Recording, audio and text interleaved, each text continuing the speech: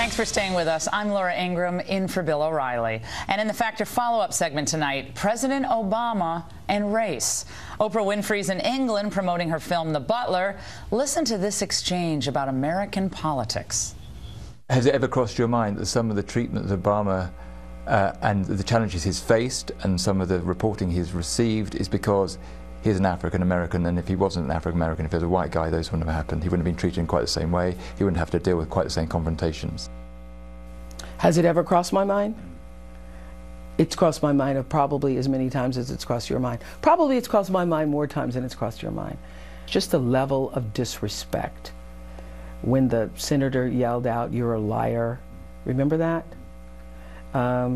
Yeah, I think that there's a level of disrespect for the office that occurs, and that occurs in some cases and maybe even many cases because he's African American.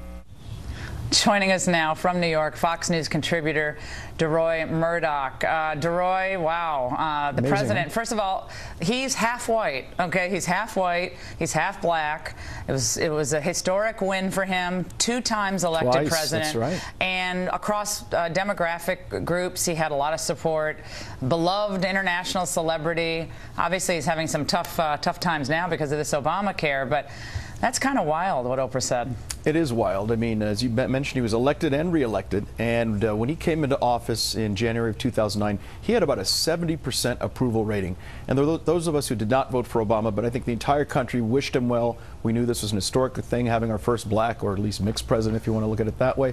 And since that time, we've gotten to know a president much better, who's just disengaged, doesn't seem involved in a lot of the policies he's promoted. He doesn't seem to be around or know anything about Benghazi, Fast and Furious, the IRS scandal, the NSA spying on foreign leaders, the Department of Justice spying on American journalists, and then with the Obamacare thing, 2 days before healthcare.gov launched, he was out playing his 147th round of golf. Imagine if instead he'd been at the White House saying, "Show me the website, I want to know if it works," and he could have said, "Look, it doesn't work, we need to delay this thing." So this disengaged president, I think, is leading to a lot of criticism.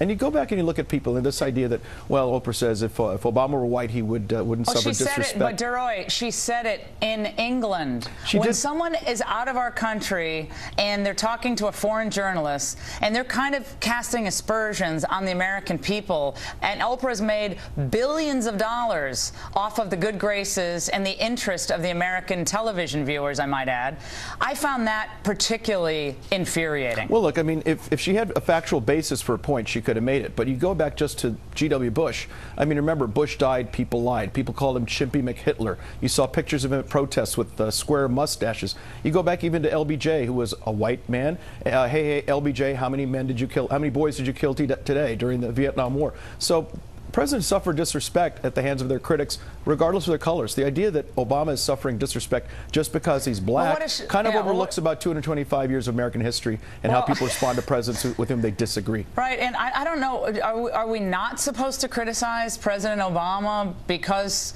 he's a mixed-race president? I don't understand where she's coming from. I mean, Joe Wilson, that's the only thing she could cite is the Joe Wilson, "you lied," okay? But, I mean, unless you want affirmative action for the presidency, which I don't believe she wants, I don't get it. I don't see the evidence for what she's talking about. There was a Washington Post ABC News poll back about September 20th or so, and it found that black Americans, only 48% of them support Obamacare, 52 of them are opposed. So are 52% of black Americans in opposition to Obamacare because of anti-black racism? This is just a preposterous, ridiculous, absurd concept. And it's too bad Oprah Winfrey's peddling this sort of stuff overseas. I know, it's not personal. It's actually, you know, it's an objective truth that Obamacare has been screwed up in its launch. It's not personal about the president. It's not about his color. It's about his competence, and that seems to be drifting away day by day. Exactly. DeRoy, thanks so much. Thank you, Laura. And a quick reminder, Christmas just about 6 weeks away. Can you believe it? And now is the great time to get great gifts on BillO'Reilly.com. The theme this year is USA Strong,